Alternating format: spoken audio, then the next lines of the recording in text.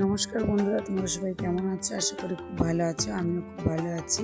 তো অনেকদিন পর একটা ভিডিও নিয়ে চলে এসেছি। এখন থেকে চেষ্টা করবো কন্টিনিউ ভিডিও করার। সবাই পাশে থেকে সাপোর্ট করো।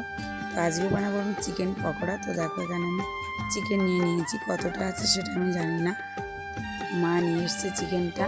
তো দেখো, প্রথমে আমি লেবু দিয়ে ম্যারিনেট করে রেখেছিলাম, তারপরে দিয়ে দিলাম একটু বেকিং পাউডার, আর যে মশলাটা করেছিলাম আদা, পেঁয়াজ, রসুন, লঙ্কা, ওটার পেস্ট দিয়ে দিয়েছি, দুটো ডিম, লবণ, স্বাদ মতো, হলুদ, এগুলো দিয়ে গোলমরিচটা দিতে পারিনি, আমার ঘরে ছিল না, তাই ওটা অ্যাভয়েড করে গেছি।